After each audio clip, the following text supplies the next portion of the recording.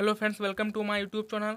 और आज हम लोग पढ़ेंगे बेलन। दोस्तों मैं आपको बता दूं, इससे पहले मैं मेंसुरेशन के पार्ट 1 पार्ट 2 वीडियो बना के अपलोड कर चुका हूं। मैं उसकी लिंक डिस्क्रिप्शन बॉक्स में दे दूंगा, जहां से आप उन दोनों पार्टों को देख सकते हैं। और यहाँ आज हम लोग पढ़ेंगे बेलन। तो बेलन क्या होता है, बेलन की परिभाषाएँ क्या हैं, बेलन में क्या क्या होता है, और इन सब के सूत्र हम बहुत ही आसानी से पढ़ेंगे। तो आइए जानते हैं बेलन किसे कहते हैं। देखिए, चित्र में मैंने पहले से ही लिख रखा है और बेलन का चित्र भी बना रखा है। परिभाषा है कि किसी आयत की एक भुजा को अक्ष मानकर उसके परितः आयत को घुमाने से जो ठोस बनता है उसे बेलन कहते हैं। बेलन का मतलब ये होता है, कोई आयताकार कोई कागज का टुकड़ा ले लीजिए और उसकी एक भुजा को अक्ष मान लीजिए और उस आयताकार कागज के टुकड़ों को उसी भुजा के चारों ओर घुमा दीजिए। जो आकृति बनेगी वह बेलन कहलाएगी। और ये आपका बेलन बना हुआ है। देखिए, बेलन की ये जो है, ये बेलन की ऊंचाई है। और बेलन का जो ऊपर और नीचे जो सिरे होते हैं बेलन के, वो दोनों वृत्ताकार सिरे होते हैं। ध्यान रखिएगा ये चीज़। बेलन के जो ऊपर नीचे जो सिरे होते हैं वो वृत्ताकार सिरे होते हैं। इसी और ये जो आप ऊपर देख रहे हैं, ये वृत्त बने हुए हैं, वृत्त। और वृत्त का ये कोई सेंटर होगा, वृत्त के सेंटर, और ये जो चीज़ है ये वृत्त की परिधि है। तो वृत्त के सेंटर और वृत्त की परिधि के जो बीच की दूरी होती है उसे हम त्रिज्या कहते हैं। जब हम आपको वृत्त पढ़ाएंगे तो बहुत ही अच्छी तरीके से इस चीज़ के बारे में बताएंगे। देखिए, बेलन में होता क्या है। जैसे बेलन की त्रिज्या हो गई, बेलन की व्यास हो गई, बेलन के आधार का क्षेत्रफल क्या होगा, बेलन के आधार की परिधि क्या होगी, बेलन का वक्र पृष्ठ क्या होगा, बेलन का संपूर्ण पृष्ठ क्या होगा, बेलन का आयतन क्या होगा, इन सब चीज़ों के बारे में बहुत ही आसानी से डिस्कशन करेंगे आपके पास। दोस्तों पूरी वीडियो को ध्यान से देखिएगा, बहुत ही इंपॉर्टेंट है ये। तो बात करते हैं बेलन की त्रिज्या। तो बेलन की त्रिज्या को हम केवल आर से ही लिखेंगे। बेलन की त्रिज्या सेंटीमीटर, मीटर, इस तरीके से होती है ये। उसके बाद जो बेलन का व्यास होता है, ध्यान रखिएगा हमेशा, जो व्यास होता है वो त्रिज्या का 2 गुना होता है। यहाँ पास हम ये लिख देंगे और उसी का हम क्या कर देंगे, 2 गुना। तो ये बेलन का व्यास निकल जाएगा। क्यों? क्योंकि जो बेलन का व्यास का मतलब जो बेलन के ऊपर और निचले जो सिरे हैं ये वृत्ताकार हैं। और वृत्त कुछ इस टाइप का बनता है, इस टाइप का। ये वृत्त बन गया हमारा, ऐसे बना रहा हूँ मैं। जिसका सेंटर होगा तो वृत्त के सेंटर और वृत्त की जो परिधि की जो बीच की दूरी होती है वो त्रिज्या कहलाती है। और इसी को जब हम पूरा कर देंगे तो ये हमारा व्यास कहलाएगा। तो जो व्यास होता है वो त्रिज्या का 2 गुना होता है, त्रिज्या का 2 टाइम्स होता है। ध्यान रखिएगा इस प्रकार। उसी प्रकार कहता है बेलन के आधार का क्षेत्रफल क्या होगा। तो बेलन के आधार का क्षेत्रफल का मतलब होता है, बेलन के आधार के क्षेत्रफल का मतलब होता है वृत्ताकार भाग का क्षेत्रफल। तो जो पूरे वृत्त का जो क्षेत्रफल होता है वो होता है पाई आर स्क्वायर। जो वृत्त का क्षेत्रफल होगा वही बेलन के आधार का क्षेत्रफल होगा, ध्यान रखिएगा। फिर उसके बाद आता है बेलन के आधार की परिधि।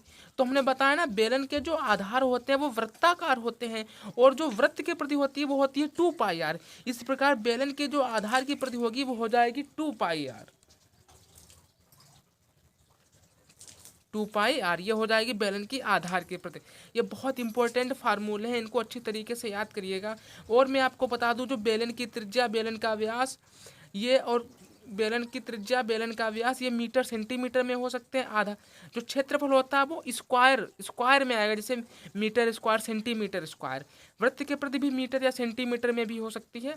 उस प्रकार अगले बात करते हैं बेलन का वक्र पृष्ठ। ये सबसे इंपॉर्टेंट फार्मूले, ये जो आपके 3 फार्मूले हैं ये सबसे इंपॉर्टेंट है। तो सबसे पहले जानते हैं बेलन का वक्र पृष्ठ क्या होता है। तो बेलन के वक्र पृष्ठ का मतलब होता है, बेलन का जो गोलाकार भाग होता है उसी को बोलते हैं बेलन का वक्र पृष्ठ। नहीं समझे? देखिए ये जो मार्का है आपका, ये एक प्रकार का बेलन है। तो बेलन का ये जो गोलाकार जो भाग है, ये वाला गोलाकार भाग, इसी को बोलते हैं बेलन का वक्र पृष्ठ। तो इसमें जो बेलन का वक्र पृष्ठ होगा, ये जो गोलाकार भाग है हमारा, ये वाला, इसको हम इसमें काउंट करेंगे। तो किसी भी कोई बेलन दे रखा है तो उसका अगर जो वक्र पृष्ठ निकालने को कहा जाए तो हमेशा ध्यान रखिएगा, बेलन का वक्र पृष्ठ तभी निकलेगा जब हम बेलन की परिधि और उसकी ऊंचाई की गुणा कर देंगे। तो बेलन की परिधि होता है 2 पाई आर और इसकी ऊंचाई होती है, तो इसमें ऊंचाई की इसकी क्या कर देंगे, हम गुणा कर देंगे। तो इस प्रकार बेलन का वक्र पृष्ठ हो जाएगा 2 पाई आर एच। ये एक प्रकार का क्षेत्रफल होता है और ये वर्ग इकाई में आएगा, वर्ग सेंटीमीटर, वर्ग मीटर, इस तरीके से। उसके बाद बात करते हैं बेलन का संपूर्ण पृष्ठ। तो संपूर्ण पृष्ठ का मतलब होता है उस बेलन के हर भाग का क्षेत्रफल। जैसे बेलन का ये गोलाकार भाग का क्षेत्रफल और प्लस के बेलन के ऊपर नीचे दोनों भागों का क्षेत्रफल। तो गोलाकार भाग का क्षेत्रफल तो 2πRH हो जाएगा, और प्लस उसमें ऊपर वाला वृत्त का क्षेत्रफल और नीचे वाले वृत्त का क्षेत्रफल दोनों को हम जोड़ देंगे। तो इस प्रकार जो बेलन का संपूर्ण पृष्ठ बन जाएगा वो बनेगा 2πRH प्लस R। ये बेलन का संपूर्ण पृष्ठ है। ये भी एक प्रकार का क्षेत्रफल है, और ये वर्ग सेंटीमीटर वर्ग मीटर में आता है। उसके बाद बात करते हैं बेलन का आयतन क्या होगा। तो बेलन का आयतन का मतलब होता है किसी वस्तु में भरी जा सकने वाली उस वस्तु की कितनी मात्रा है, ये आयतन में परिकलन किया जाता है। तो आयतन जब निकलता है किसी वस्तु का तो उसके आधार का क्षेत्रफल और उसकी ऊंचाई की गुणा करा दी जाती है।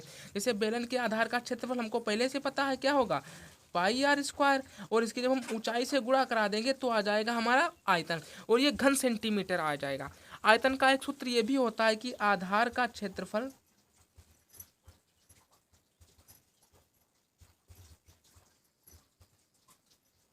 गुणे ऊंचाई। ये बेलन के आयतन का सूत्र याद रखिएगा, बहुत इंपॉर्टेंट सूत्र। इस प्रकार हम एक बार फिर से पढ़ लेते हैं। बेलन की त्रिज्या r होगी, बेलन का व्यास 2r होगा, बेलन के आधार का क्षेत्रफल πr² होगा, बेलन की आधार की पद्धति 2πr होगी, बेलन का वक्रपथ 2πRH होगा, बेलन का संपूर्ण पृष्ठ 2πRH प्लस R होगा, बेलन का आयतन होगा πr²H। और दोस्तों अगले नेक्स्ट वीडियो में हम लोग पढ़ेंगे खोखला बेलन क्या होता है, आपको सब कुछ विस्तार में पढ़ाएंगे। दोस्तों अगर जो वीडियो आपको पसंद आई है तो चैनल को लाइक करें, सब्सक्राइब करें। Thanks for watching this video.